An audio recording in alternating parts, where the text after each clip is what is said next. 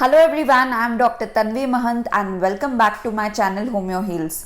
तो बारिश का मौसम आ गया है और उसी के साथ बहुत सारी बीमारियां भी देखी जा रही है।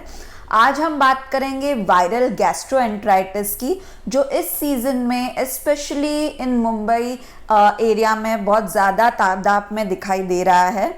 तो वायरल गैस्ट्रोएंटराइटिस यानी पेट खराब होना, तो इसके लक्षण क्या क्या हो सकते हैं? तो लूज मोशंस होना जो वाटरी या स्टिकी होते हैं, उसके साथ स्टमक पेन या पेट में क्रैम्पिंग होना लूज मोशन के पहले कॉमन सिम्टम है।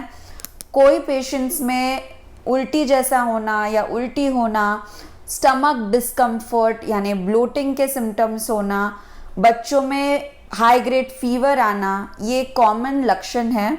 बिकॉज ये एक वायरल इन्फेक्शन है तो बहुत ज़्यादा वीकनेस भी हो रही है पेशेंट में, बॉडी एक, ये सारे सिम्टम्स जो है ये कॉमन है वायरल गैस्ट्रोएंटराइटिस के। तो सबसे पहले आपको डरना नहीं है क्योंकि majority of cases self resolving है, पर आपको किस बात का ध्यान रखना है स्पेशली बच्चों में और एल्डरली लोगों में, कि अगर आपको कोई भी साइंस ऑफ डिहाइड्रेशन दिखे और सीवियर डिहाइड्रेशन, तो वो क्या होता है, अगर आपका बच्चा शुरू में बहुत ज़्यादा इरिटेबल या क्रैंकी होता है उसके साथ, पर धीरे धीरे बहुत डल, ड्राउजी, स्लीपी होने लगे, या पेशाब की जो क्वांटिटी है वो कम हो जाए, फ्रीक्वेंसी कम हो जाए, या यूरिन का जो कलर है वो ज़्यादा डार्क होने लगे, तो आपको आपके हेल्थ केयर प्रोवाइडर से कंसल्ट करना चाहिए। This are little bit severe signs of dehydration. तो एक मेन स्टे ट्रीटमेंट इस गैस्ट्रोएंटराइटिस का है, वो है रिहाइड्रेशन, कि आपको जो पेशेंट है, बच्चा है, उसको रिहाइड्रेटेड रखना है। क्योंकि ये जो गैस्ट्रोएंटराइटिस है इसमें क्या हो रहा है, बहुत सारा फ्लूइड लॉस हो रहा है, बहुत सारा इलेक्ट्रोलाइट लॉस हो रहा है और उसे हमें देना पड़ेगा ओरली। तो हम क्या कर सकते हैं, तो मार्केट में इलेक्ट्रिल या हम जिसे कहते हैं ORS के सैचेट्स आते हैं, उसे हमें पानी में डाल के बच्चों में देना है। अगर हम अडल्ट्स हैं तो ORS का आपको दिन भर में एटलीस्ट 3 पैकेट्स लेने हैं, मतलब एक पूरा पैकेट आपको 1 लीटर पानी में डाल के धीरे धीरे पूरे पीना है। सो अडल्ट्स को यूजुअली 3 लीटर्स ORS दिन भर में लेना है अगर उनको डायरिया है। बच्चों में डिपेंड करता है एज के रिलेटेड, और इसके बारे में आप आपके डॉक्टर से बात कर सकते हैं, पर ORS देना बहुत ज़रूरी है।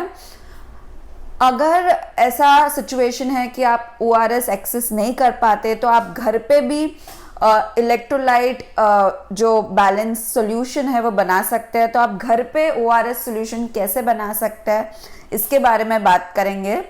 तो आपको 1 लीटर साफ पानी लेना है, उसमें 6 टीस्पून आपको शक्कर डालनी है, शुगर डालना है, और ½ टीस्पून उसमें सॉल्ट डालना है, और इसको अच्छे से मिला लेना है और इस वाटर को धीरे धीरे सिप करते रहना है। इसके अलावा जो राइस वाटर होता है, कांजी हम जिसे बोलते हैं, जैसे हमने आधा कप चावल ले लिया, 2 कप पानी डाल दिया और हल्का सा चिमुट भर जिसे हम बोलते हैं 1/4 टीस्पून उसमें हमें सॉल्ट डालना है, उसको कुक करना है। और ये राइस वाटर भी एक अच्छा ऑप्शन है टू सब्सटीट्यूट ORS। एडिशनली आप अगर फ्रूट जूसेस अवेलेबल है, ऑरेंज जूसेस अवेलेबल है, तो वो भी दे सकते हैं। सो ये सारे सब्सटीट्यूट है अगर आप ORS नहीं ले पाते मार्केट से, या ORS के साथ भी आप ये एक्स्ट्रा फ्लूइड्स जो है वो दे सकते हैं बच्चों में और एडल्ट्स में। बहुत सारे पेरेंट्स का ये क्वेश्चन होता है कि अगर इन्फेंट्स है तो क्या हमें इस समय ब्रेस्ट फीड करना चाहिए। सो breast milk is absolutely nutritious, उसमें सारा न्यूट्रिशन होता है, इलेक्ट्रोलाइट होता है, वाटर होता है। तो ब्रेस्ट फीडिंग को ऐसे समय में बिल्कुल स्टॉप नहीं करें और आप कंटिन्यू कर सकते हैं ORS के साथ भी। अगर बच्चा एक्सक्लूसिव ब्रेस्ट फीडिंग पे है, मतलब 6 महीने से कम है, तो ब्रेस्ट फीडिंग के साथ अगर ज़रूरत है तो डॉक्टर आपको ORS सॉल्यूशन पाउडर और सर्टेन विटामिन्स देने को बोल सकता है। जिंक एक ऐसा विटामिन है, तो अगर किसी को ज़्यादा समय तक डायरिया रह रहा है तो आपको डॉक्टर जिंक सप्लीमेंट्स लेने कह सकता है। इस कंडीशन में एक इम्पॉर्टेंट बात है, क्योंकि ये मेजॉरिटी केसेस में वायरल गैस्ट्रोएंटराइटिस है, तो एंटीबायोटिक्स बिल्कुल काम नहीं करेंगे। एंटीबायोटिक्स बल्कि आपके स्टमक के लाइनिंग को और बैक्टीरिया को और डैमेज करेंगे और डायरिया को और बढ़ाएंगे। तो जब तक आपके डॉक्टर को ये सस्पिशन ना हो कि ये एक बैक्टीरियल गैस्ट्रोएंटराइटिस है, वो आपको एंटीबायोटिक लेने के लिए मना करेगा। बल्कि ये केसेस में आपको क्या हेल्प कर सकता है वो है एक प्रोबायोटिक। सो प्रोबायोटिक सप्लीमेंट्स लेना बहुत इम्पॉर्टेंट है। घर पे प्रोबायोटिक सप्लीमेंट्स यानी आप योगर्ट है वो ले सकते हैं। सो ये सारी चीज़ों का आपको ध्यान रखना है इस सीज़न में।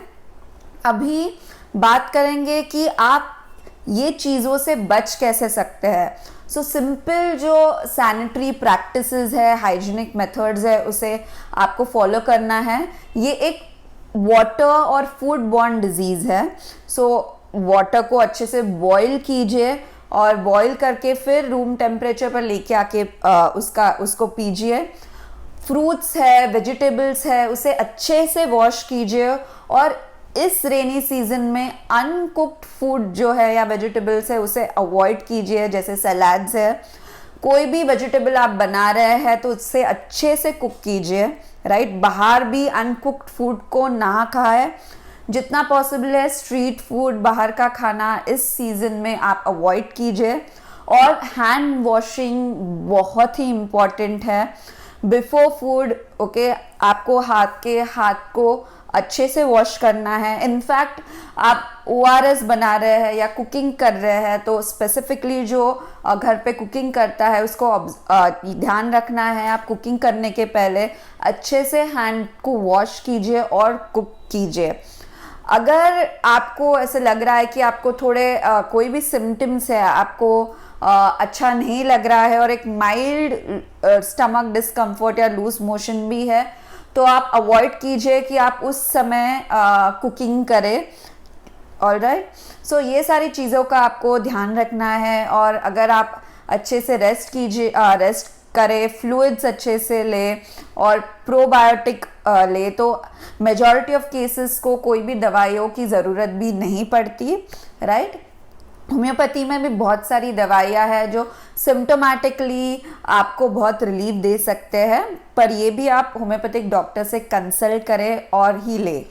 अगर आपको कोई भी क्वेश्चंस है आप मुझे कमेंट सेक्शन में लिख सकते हैं। मेरे चैनल पे अगर आप नए हैं तो मेरे चैनल को सब्सक्राइब कीजिए, लाइक कीजिए और stay tune for my next video. Thank you.